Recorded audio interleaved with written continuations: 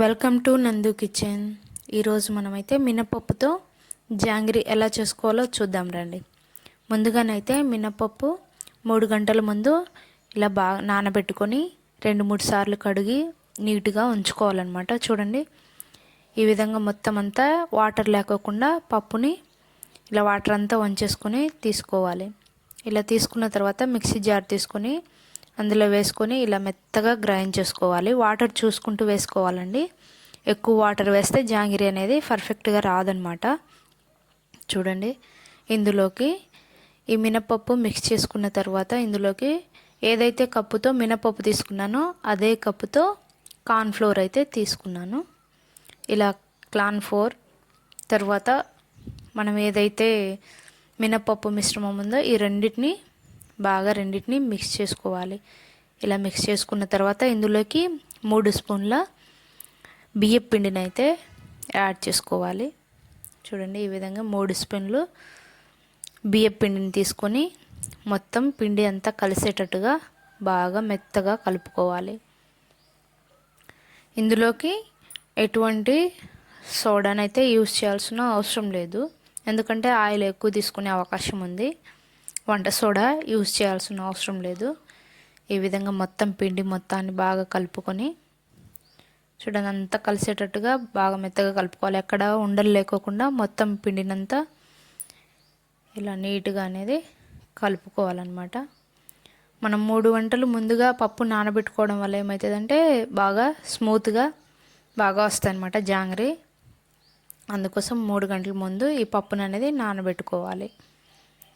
చూడండి, చిన్న రిక్వెస్ట్, నేను ఛానల్ కొత్తగా పెట్టుకున్నాను. దయచేసి నాకు అందరు సపోర్ట్ చేస్తారని ఆశిస్తున్నాను. నా ఛానల్ సబ్స్క్రైబ్ చేసి సపోర్ట్ చేయండి.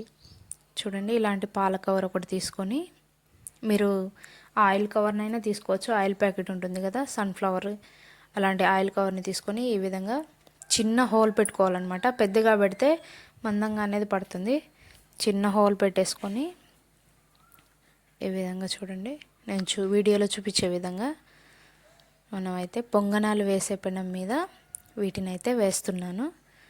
మీరు కూడా తప్పకుండా ట్రై చేయండి. చూడండి ఎంత చక్కగా పొంగుతున్నాయో. చూడండి, జాంగ్రీ చిట్టి చిట్టి జాంగ్రీలు అయితే రెడీ అయిపోతున్నాయి అన్నమాట. ఇలాగా మొత్తాన్ని ఈ విధంగా పొంగనాలు వేసే పెనం మీద వేస్తున్నాను. చూడండి ఎంత బాగా పొంగుతున్నాయో. ఎంత చక్కగా చూడడానికి ఎంత బాగుందో. చూడండి, తినడానికి కూడా అంతే బాగుండాలన్నమాట. సో జాంగ్రీ సూపర్ టేస్ట్గా ఉంటుంది. తప్పకుండా ట్రై చేయండి. ఈ విధంగా రెండో సైడ్కి తిప్పి వేయాల్సిన అవసరం లేదు. ఒకేసారి ఆయిల్లో వేసినప్పుడు ఈ పిండి అనేది మంచిగా రెడీ అయిపోతుంది అనమాట. సో రెండో సైడ్కి తిప్పి వేయాల్సిన అవసరం లేదు. అన్నిటినీ తీసేసుకోవడమే.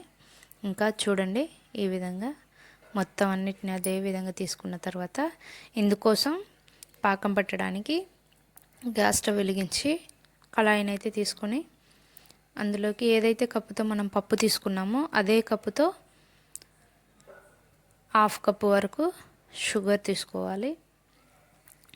ఒకవేళ మీకు క్వాంటిటీని బట్టి సరిపోదు అనుకుంటే కినా ఇంకొంచెం ఎక్కువగా షుగర్ తీసుకోవచ్చు. చూడండి, అదే కప్పుతో 1.5 కప్పు వరకు వాటర్ తీసుకొని చూడండి 1 కప్పు షుగర్ తీసుకుంటున్నాను నేను, ఎందుకంటే నాకు ఎక్కువ క్వాంటిటీ అనిపించింది. సో అందుకోసం నేను ఎక్కువ తీసుకుంటున్నాను. మీరు క్వాంటిటీని బట్టి షుగర్ తీసుకోవచ్చు. వాటర్ కూడా అదే విధంగా తీసుకోవచ్చు. చూడండి, పాకం అనేది గట్టి పాకం రావాల్సిన అవసరం లేదండి. లైట్గా తీగ పాకం వస్తే సరిపోతుంది. ఈ విధంగా మొత్తం అంతా పొంగిన తర్వాత ఇందులోకి 3 యాలక్కాయలను అయితే వేసుకుంటున్నాను, ఎందుకంటే మంచి స్మెల్ వస్తుంది. స్మెల్ కోసం ఈ విధంగా వేస్తున్నాను.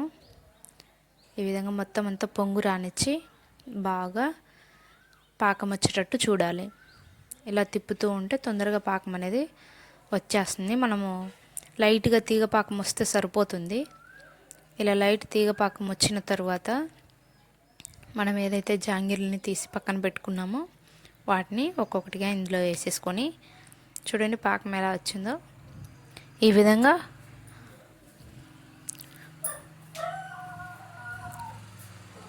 ఒక్కొక్కటి పాకంలో పెట్టేసుకొని అంత చక్కగా మొత్తం అన్నిటినీ పాకంలో వేసి ఒక 2-3 నిమిషాలు ఉంచితే సరిపోతుంది.